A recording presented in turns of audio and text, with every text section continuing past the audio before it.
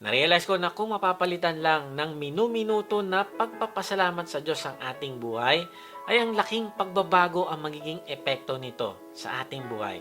Hindi ka na magiging magagalitin at masungit kasi mapapalitan na ito ng pagpupuri sa Diyos.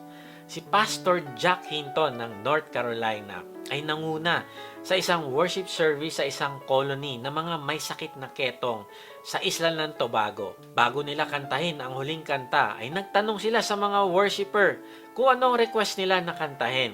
Alam mo, may isang babae ang agad naman nagtaas ng kamay at humarap siya sa pulpito.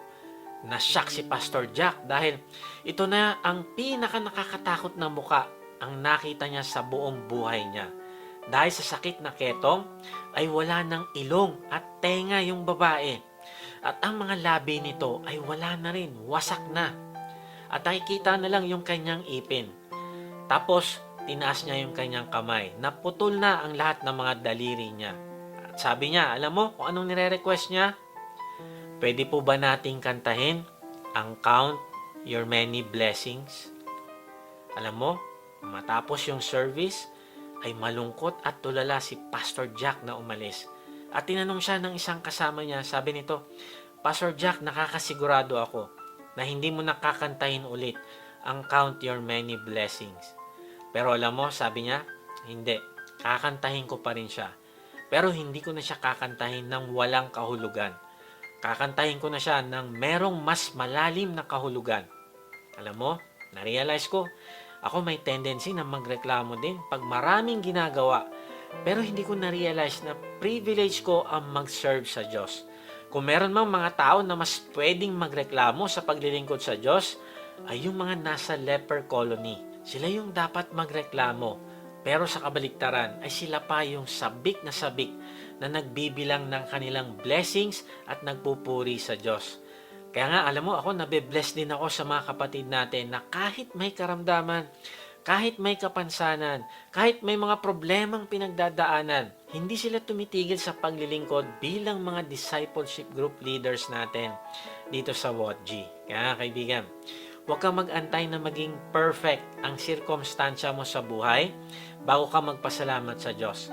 Huwag mo antayin bumuti ang sitwasyon bago ka magpasalamat. Huwag mo antayin muna na magkabalikan kayo bago ka magpasalamat at maglingkod sa Diyos. Huwag mo antayin na mabayaran mo muna lahat ng utang mo bago ka magpasalamat at gumawa ng alagad. Huwag mo antayin na retired ka na at maganda na ang buhay at mas marami na pahinga bago ka magpasalamat sa Diyos at palalimin ang relasyon mo sa Kanya. Sabi sa unang Thessalonians 5:18, give thanks in all circumstances, for this is God's will for you in Christ Jesus. Hindi sinabi dito na give thanks for all circumstances. Narealize ko na hindi mo kailangan magpasalamat sa mga kasamaang nangyayari. Halimbawa, ninakawan ng isang mahal mo sa buhay. Ay hindi sinabi na sabihin mo, salamat dahil nanakawan yung aking kapatid. O kaya sasabihin mo, salamat, nasunog ang aming bahay. Hindi yun ang ibig sabihin nito, kung hindi, ang sabi sa verse ay give thanks in all circumstances. Na sa lahat ng sitwasyon na pagdadaanan mo ay magpasalamat ka dahil kaya ng Diyos na mag-produce ng mga gandang bagay mula sa mga masasamang nangyayari. Magpasalamat ka dahil alam mo na ang Diyos ay may purpose na mas malaki kaysa sa problema mo ngayon. Magpasalamat ka dahil bibigyan ka niya ng kapangyarihan na malampasan mo ang mga challenges na yan. Magpasalamat ka dahil ikaw ay lalago at magiging mature dahil sa karanasan na yan. Kaya kaibigan, simulan mo gumawa ng gratitude journal. Ilista mo yung mga bagay na nangyari sa'yo at ilagay mo din kung paano ka sinamahan ng Diyos at kung paano ka binigyan ng Diyos ng kalakasan, kapayapaan at kaligayahan habang dumadaan ka sa problema na yan. May mga German immigrants sa Amerika ang nagkwento tungkol sa isang babae na naninirahan sa kanyang farm sa Germany. Nagdala siya sa church ng pera na katumbas ng halagang $10 sa Amerika. Sabi niya, noong mga nakaraang taon, ang perang ito ay ginamit ko pambili ng gamot kasi may sakit ako. Pero ngayong taon na ito, wala akong sakit at kahit sino sa aking pamilya, gusto kong ipakita ang pasasalamat ko sa Diyos sa pagbibigay ko sa Kanya.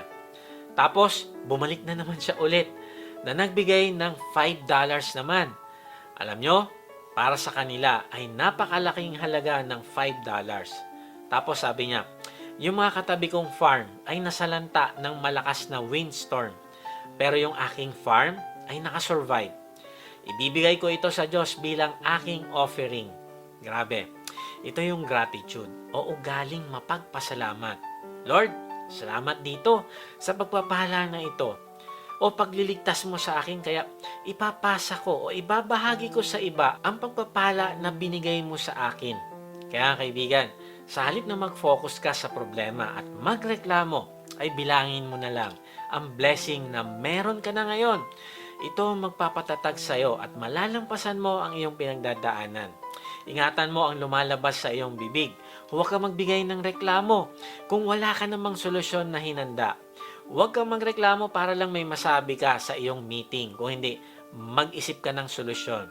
Kasi kung wala kang solusyon na binibigay, ay ang iniiwan mo sa iyong mga kausap ay mga negatibong pag-iisip lang at hindi ito makakatulong sa inyo. Kaya nga sa halip na magreklamo, halimbawa mabagal ang internet, huwag kang magreklamo. Kung hindi, tumawag ka na sa service provider. Kung malala yung traffic sa kalsada, huwag kang magreklamo at mag-post sa social media. Umalis ka na lang ng maaga sa bahay nyo o mag-iba ka ng daan. May mga problema na hindi mo kailangang ireklamo at makahawa pa ng negativity sa iba. Kung hindi, solusyonan mo na lang ito. Sabi ni Martin Luther King Jr., if you can't fly, then run. If you can run, then walk. If you can't walk, then crawl. But whatever you do, you have to keep moving forward. Kaibigan, huwag ka lang magreklamo, kung hindi, gumawa ka ng solusyon at patuloy na sumulong sa journey na kasama ang Diyos. Na-realize ko nakaka-drain ng energy ang isang taong puro na lang reklamo. Kaya kaibigan, simulan mo i-train ng iyong puso na isabuhay ang ugaling mapagpasalamat.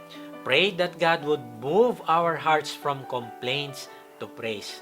Alam mo ba na kapag nagpapasalamat ka sa Diyos, ay nagbibigay ka ng kaluguran sa Diyos? Bakit?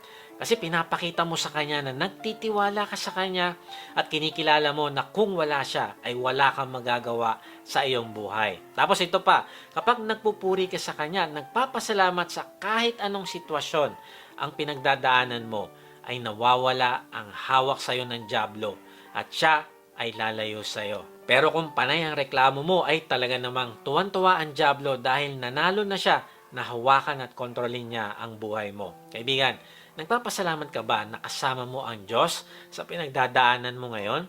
Nagpapasalamat ka ba sa kaligtasang binigay niya sa iyo? Nagpapasalamat ka ba sa trabahong binigay niya? Nagpapasalamat ka ba sa kung paano ka nilikha ng Diyos? O nagrereklamo ka, naku, bakit ganito yung kutis ko? Bakit ganito yung buhok ko? Bakit ganito yung ilong ko? Kaibigan, magsimula ka na magpasalamat sa Diyos ng tuloy-tuloy.